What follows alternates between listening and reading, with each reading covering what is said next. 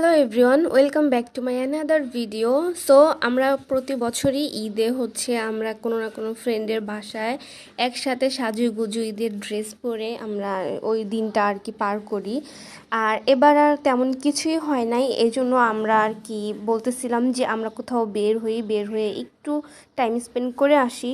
So যেই ভাবা সেই কাজ, আমরা চলে গিয়েছিলাম লক্ষ্মী বাজারের উদ্দেশ্যে। সো আগে আমরা নৌকাতে উঠেছি, ও নৌকাতে ওঠার আগে যেই পরিমাণ ঢেউ দেখছি ওটা দেখে তো আমরা ওইখানে ওয়েট করেছিলাম ঢেউটা একটু কমুক, তারপর আমরা উঠবো। সো তারপর তো উঠে গেলাম। উঠে যাওয়ার পর ফ্রেন্ডকে বলতেছিলাম যে আমাকে একটু ভিডিও করে দিতে, সো ওরা আমাকে ভিডিও করতেছিল। তারপর এই দিনটা মাশাল্লাহ এত সুন্দর ছিল, ওয়েদারটা এত ভালো লাগতেছিল, ঠান্ডা ঠান্ডা হাওয়া চলতেছিল, অনেক বেশি ভালো লাগতেছিল। তার উপর আবার সূর্যটা ডুবতেছে, সো সব কিছু মিলে অনেক বেশি ভালো লাগতেছিল।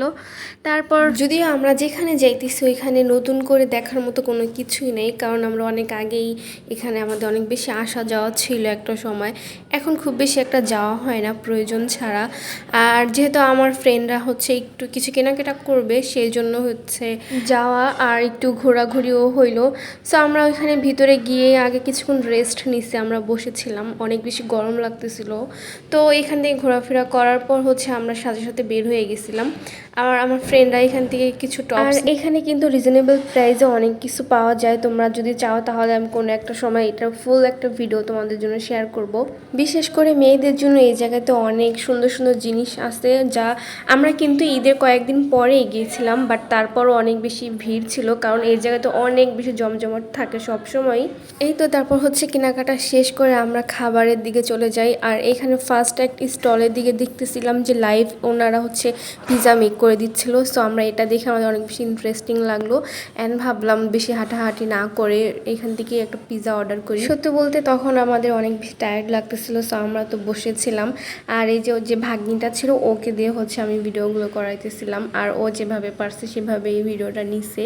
গাইস, এখানে কিন্তু বিভিন্ন রকমের খাবারের স্টল দিয়ে থাকে। কবি নজরুল কলেজটা যে আছে ওইটার একদম শুরুর থেকে একদম লাস্ট মাথা অবধি অনেক রকমের আইটেম নিয়ে ওনারা স্টলগুলো দিয়ে থাকে।